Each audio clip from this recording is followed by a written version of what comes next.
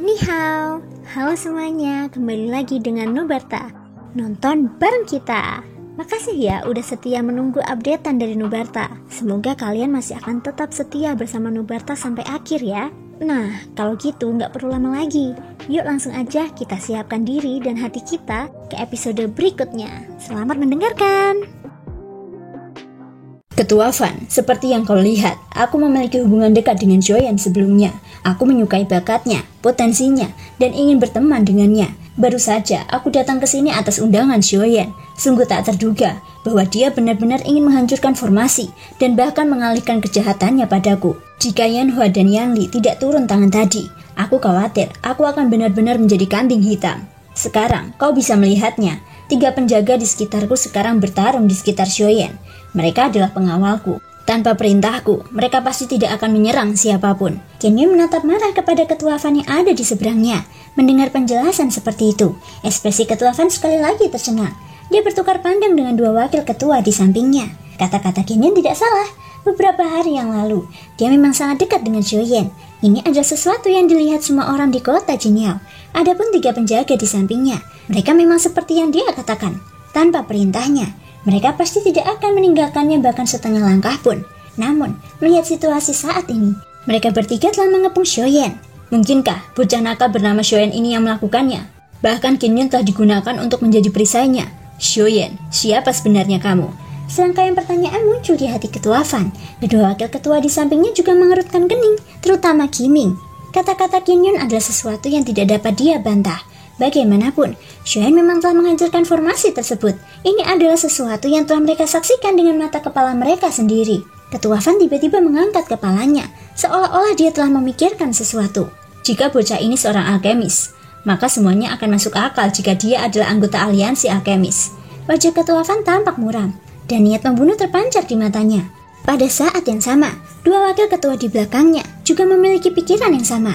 Aliansi alkemis dan asosiasi master formasi, mereka dapat dikatakan seperti api dan air. Kedua belah pihak memperlakukan satu sama lain seperti pasir di mata mereka dan berharap dapat menyingkirkan pihak lain sesegera mungkin. Hari ini, Joyen telah memanfaatkan momen mereka yang tidak waspada untuk menghancurkan formasi. Ini tidak diragukan lagi merupakan deklarasi perang oleh aliansi alkemis. Brengsek, aku tidak pernah menyangka bahwa metode aliansi alkemis akan begitu tercela. Demi berurusan dengan kita, mereka benar-benar melakukan hal seperti itu. Ketua, apa yang harus kita lakukan sekarang? Ayo kita tangkap bocah itu. Dia telah menghancurkan formasi pertahanan besar kita. Hari ini, kita harus membuatnya membayar harganya. Jika alkemis muda itu mati, aku yakin itu akan menjadi pukulan yang menyakitkan bagi mereka. Di belakangnya, Cheng Zizui dan wakil ketua lainnya juga berbicara satu demi satu. Orang bisa mendengar niat membunuh dalam kata-kata mereka. Namun, pada saat ini, Kinhyun yang selama ini terdiam tiba-tiba mengerutkan kening. Matanya menyipit saat tatapannya tertuju pada Kinhyun. Dengan suara yang dalam, dia menyuarakan keraguan di dalam hatinya. Namun, saat ini aku masih sangat penasaran. Ketiga penjaga di sampingmu semuanya adalah Dodi bintang 9. Jika mereka menyerang bersama, bukankah mereka akan mampu menghabisi bocah Dodi bintang 5? Jangan bilang kau melakukannya dengan sengaja, ucap Kiming. Kata-kata ini benar-benar tepat sasaran. Beberapa orang di sampingnya tampaknya tiba-tiba mengerti saat kata-kata ini keluar dari mulutnya. Mereka segera mengalihkan pandangan mereka kembali ke Joyen. Sekilas, mereka dapat mengetahui bahwa dia memang hanya Dodi bintang 5 dari Doki yang bergejolak yang muncul di permukaan tubuhnya. Dodi bintang 5, bocah ini sebenarnya hanya Dodi bintang 5. Cheng Zizui yang baru pertama kali melihat Joyen menampakkan auranya langsung terkejut. Tidak heran jika Dodi bintang 5 yang masih muda itu akan disukai Kinhyun. Sayangnya, Kinhyun tampaknya telah salah menilai orang. Kinhyun, kau harus memberiku penjelasan yang masuk akal tentang masalah ini. Kalau tidak, aku masih tidak percaya bahwa dia sengaja mencoba menyakitimu. Wajah Ketua Fan tampak muram. Suaranya masih mengandung keraguan yang mendalam. Memang, dalam keadaan normal, bagaimana mungkin Dodi bintang 5 bisa menandingi Dodi bintang 9? Bahkan jika Joyen menghadapinya 1 lawan 1, dia tidak akan memiliki kemampuan untuk melawan. Apalagi menghadapi 3 dari mereka pada saat yang bersamaan. Dari titik ini saja, apa yang dikatakan Kinhyun sebelumnya adalah sebuah kebohongan. Kemungkinan besar, tidak ada yang akan percaya bahwa mereka tidak sengaja bersikap lunak pada Kinhyun. Pada saat ini, ekspresi Kinhyun sama sekali tidak peduli. Situasi saat ini sepenuhnya sesuai dengan harapannya. Jika Ketua Fan tidak mau mempercayainya, kamu dapat bertanya kepada orang lain di tempat terbuka ini. Mereka semua adalah saksi mata atas masalah ini, ucap Kinhyun. Ketua Fan mendengus dingin saat mendengar ini. Pandangannya menyapu orang-orang di tanah terbuka di bawah. Hasilnya seperti yang diharapkannya. Setiap orang yang menatap matanya dengan cepat memalingkan muka dan bertindak seolah-olah mereka tidak tahu apa-apa. Terlepas dari apakah itu asosiasi master formasi atau Kinhyun, kedua faksi ini ada eksistensi yang sangat besar bagi mereka. Orang-orang yang hadir ini tidak mampu menyinggung mereka. Mereka secara alami akan secara sadar bertindak seolah-olah mereka belum melihat apapun sebelumnya. Kinhyun, tidak perlu bagimu untuk mengatakan hal-hal yang tidak berguna seperti itu. Jika kamu masih tidak memiliki alasan yang cukup untuk meyakinkanku, kamu harus tetap tinggal hari ini bahkan jika mereka bertiga melindungimu. Ketua Fan berteriak dingin, tubuhnya sedikit bergetar, dan doki di dalam tubuhnya segera melonjak keluar. Itu seperti gelombang riak di sekujur tubuhnya. Wajah tua Yanhua di depan Kinhyun tenggelam saat melihat ini. Kakinya melangkah maju setengah langkah, dan aura serta tekanan yang dimiliki oleh Dodi bintang 9 menyebar. Pada saat yang sama, ekspresi Yanhee dan Yanli di sisi lain juga sedikit berubah. Mereka hendak melangkah maju. Tunggu. Pada saat ini, Kinhyun sekali lagi berbicara dan menenangkan ketiga orang ini. Kalian bertiga tidak perlu repot-repot denganku. Yang perlu kalian lakukan adalah menghalangi Joyen. Jangan biarkan dia mengambil kesempatan untuk melarikan diri. Kinhyun berteriak dingin. Melihat Yanhua masih tidak bergerak, Kinhyun langsung meneriakinya lagi. Baru kemudian Yanhua mundur dan sekali lagi mengepung Joyen bersama dua orang lainnya. Setelah itu, Kinhyun mengalihkan pandangannya dan menatap Ketua Fan. Sedangkan untuk Ketua Fan, aku tahu kau tidak percaya dengan apa yang baru saja kukatakan. Namun, jika kau berpikir bahwa Joyen benar-benar seorang Dodi bintang 5 biasa, kau salah besar, ucap Kinhyun. Apa maksudmu dengan ini? Ketua Fan mengerutkan keningnya saat bertanya dengan bingung. Jika Joyen hanya seorang Dodi bintang 5 biasa, mengapa aku harus memerlukan Yanhua, Yanli, dan Yanhee? Ketiganya adalah Dodi bintang 9. Jangan bilang, dia tidak percaya diri dalam menghadapi Dodi bintang 5. Terlebih lagi, aku, Kinhyun juga seorang Dodi bintang 6. Apakah Ketua Fan berpikir bahwa aku tidak mampu menghadapi Dodi bintang 5 biasa dengan kekuatanku? Wajah Kinhyun menunjukkan senyum dingin. Kata-katanya penuh dengan kritik dan ejekan. Ketua Fan, kamu terus mengatakan bahwa aku melakukan ini dengan sengaja. Bahkan jika aku melakukan ini dengan sengaja, apakah aku akan sebodoh itu hingga mengirim semua pengawalku keluar dan mengungkapkan niatku? Ucap Kinhyun kembali. Kau hanya mencoba membungkamnya dengan membunuhnya. Bocah ini melihat bahwa kau ingin membunuhnya. Jadi dia dengan keras kepala menolak. Secara kebetulan, kami keluar dari rumah lelang dan menemukan pemandangan ini, ucap Ketua Fan. Hahaha, sebelum kau muncul, Joyen telah bertukar lebih dari 100 pukulan dengan mereka bertiga. Tentu saja, Ketua Fan tidak mau percaya dengan apa yang kukatakan. Dan kau juga tidak mungkin percaya bahwa kekuatan Joyen tidak seperti yang terlihat di permukaan, ucap Kinhyun. Kalau begitu, katakan padaku, meskipun kekuatan bertarungnya tidak lemah, seberapa kuatkah Dodi bintang 5 itu, ucap Ketua Fan. Karena Ketua Fan tidak mempercayainya, mengapa kamu tidak mencobanya sendiri? Kebetulan, Yanhee dan dua orang lainnya tidak dapat menangkap Joyen dalam waktu singkat. Jika Ketua Fan membantu kita pasti dapat menangkapnya. Namun, sebelum itu, kuharap Ketua Fan dapat memahami bahwa aku telah berpartisipasi dalam banyak pelelangan di kota Jingyao. Jika aku ingin melakukan sesuatu, aku akan melakukannya sejak lama. Mengapa harus menunggu sampai sekarang? Kinhyun berkata dengan dingin. Seketika, dia berbalik dan menatap Joyen. Hatinya tertawa dingin. Semuanya berjalan sesuai harapannya. Meskipun ada jeda sebelumnya, semuanya berada dalam kendalinya. Dalam pertempuran hari ini, dia tidak hanya ingin Joyen mati, tetapi dia juga ingin mendapatkan semua yang ada di tubuh Joyen. Hal yang paling membuatnya bersemangat adalah rencananya kali ini telah selesai tanpa cacat. Tidak hanya memperoleh bunga Fusang, ia juga berhasil menghancurkan formasi pelindung kota besar kota Jingyao. Tak lama kemudian, rencananya akan dapat melangkah maju. Hehehe, Fan Ziyuan, bahkan jika kau berpikir sampai kepalamu pecah, kau tidak akan dapat memahami bahwa setiap kata yang kau ucapkan hari ini sesuai dengan harapan Tuan Muda ini. Aku sudah sangat memahami dirimu. Hehehe. Kinhyun diam-diam tertawa dalam hatinya. Meskipun Kiming memiliki keraguan di dalam hatinya, kata-kata Kinhyun yang berulang-ulang telah membuatnya memiliki beberapa keraguan tentang penilaiannya sendiri. Mungkin semuanya benar-benar seperti yang dikatakan Kinhyun. Itu semua dilakukan oleh Joyen. Sekarang, satu-satunya orang yang bisa membuktikan apa yang dikatakan Kinhyun tentu saja Joyen. Namun, dialah yang telah menghancurkan formasi besar itu. Sekarang, tidak ada yang akan mempercayai kata-katanya, apalagi mendengarkan penjelasannya. Mereka hanya akan percaya bahwa Joyen dan Kinhyun bersekongkol. Mereka tidak akan percaya bahwa bahkan Joyen adalah pion mereka. Tak lama kemudian, Fan Ziyuan ingin maju ke depan. Masalah ini menyangkut reputasi asosiasi master formasi miliknya. Sebagai ketua, ia harus maju ke depan secara pribadi. Ketua, biarkan aku pergi. Dia hanya Dodi bintang 5. Ketua tidak perlu mengambil tindakan. Terakhir kali, Qin Yun telah menghentikanku. Namun hari ini, biarkan aku memberi pelajaran pada bocah tak dikenal yang menghancurkan formasi pelindung kotaku. Cheng Zizui berteriak dengan suara yang dalam. Setelah mempertimbangkan beberapa hal dalam hatinya, Fan Ziyuan tetap memilih untuk membiarkan Cheng Zizui mengambil tindakan. Fan Ziyuan adalah Dodi bintang 9. Jika dia secara pribadi mengambil tindakan untuk membuktikan dirinya, dia akan kehilangan muka. Menggunakan Cheng Zizui sebagai Dodi bintang 7 untuk tugas ini merupakan pilihan tepat. Selama Cheng Zizui menangkap Xiaoyan, kata-kata Qin Yun secara alami akan dipatahkan. Pada saat itu, bukan hanya Xiaoyan yang harus mati, bahkan Qin Yun juga harus membayar harganya untuk masalah ini. Formasi pelindung besar di kota Jinhao adalah formasi tingkat 5. Meskipun hanya formasi tingkat rendah, kekuatannya tetap sangat kuat. Jika menggunakan kekuatan penuhnya, itu bahkan dapat menghalangi seorang ahli transformasi asal. Selama ratusan tahun, Asosiasi Master Formasi telah mengandalkan formasi ini untuk dapat bertahan hidup di kota Jinhao tanpa diganggu oleh orang-orang dari dunia luar. Sekarang, formasi besar itu telah hancur.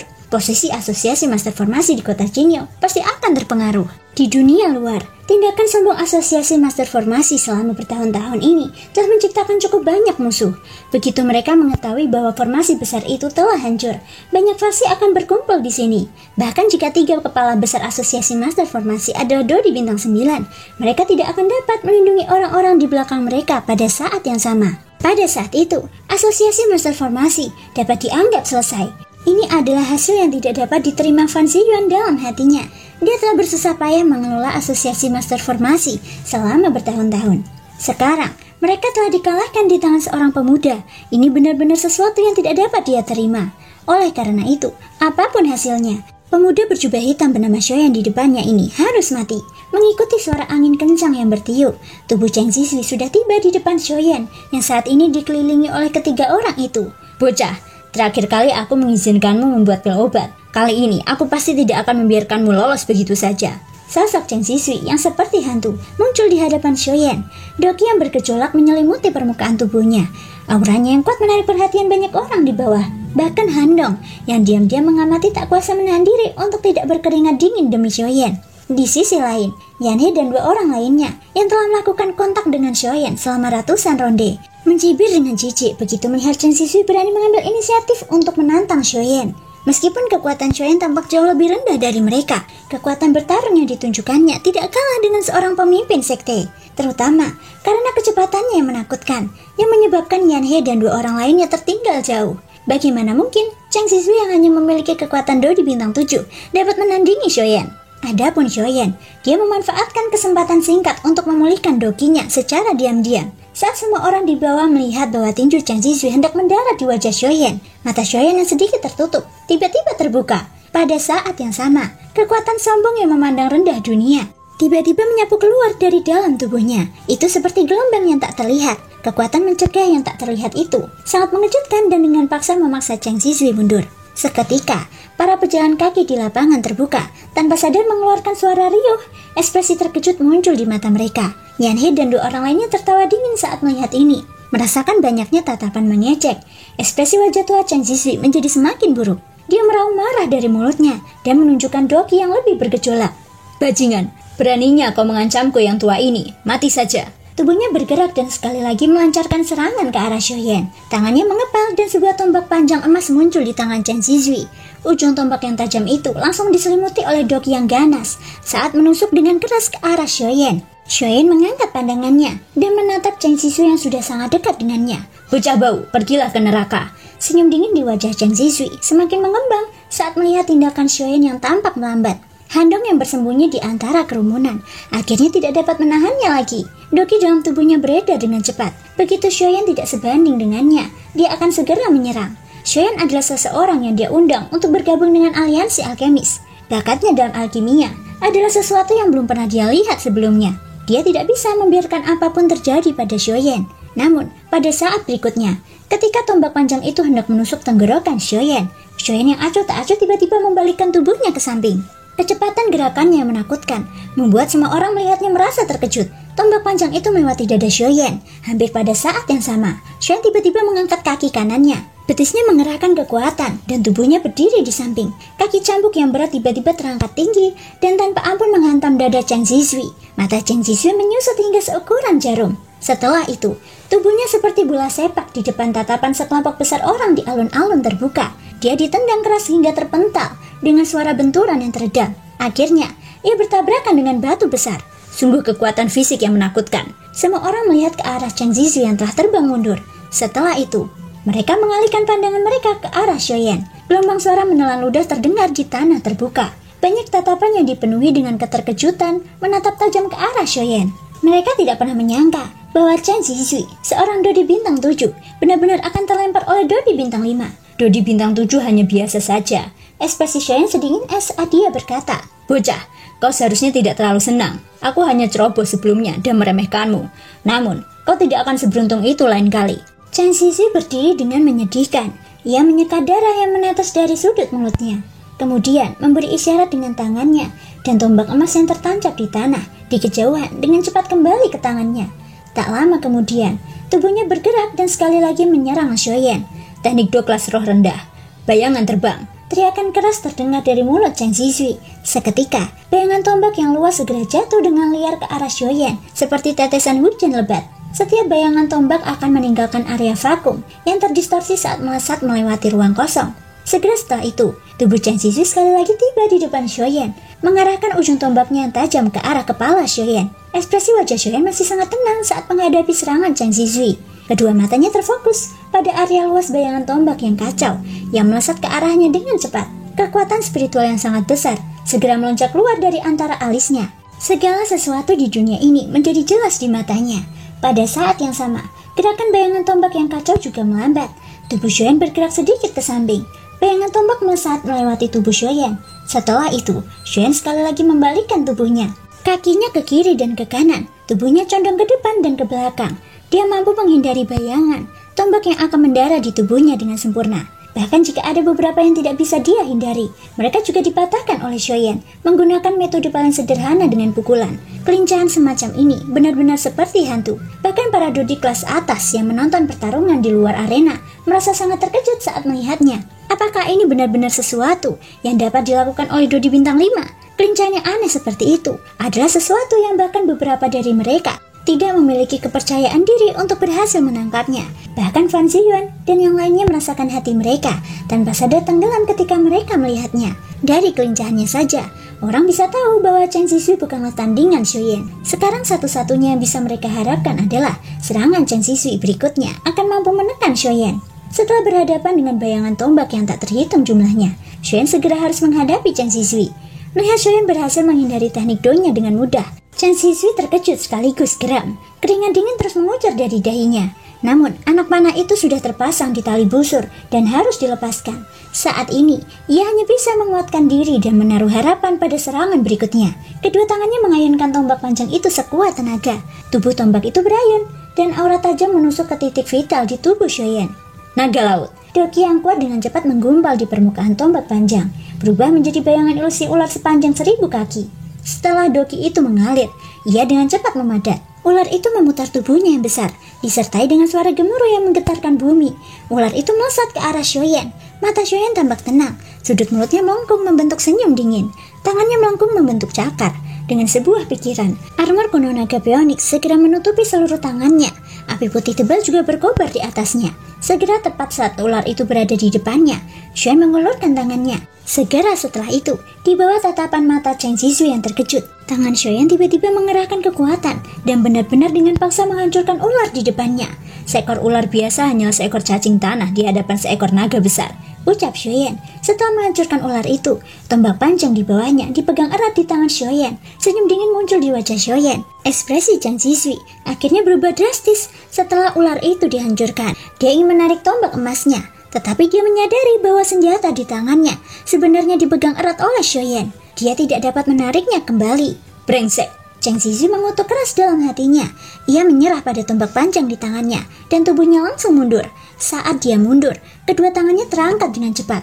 Ke-10 jarinya bergerak bersama dan membentuk segel tangan. Segel Raja Neraka.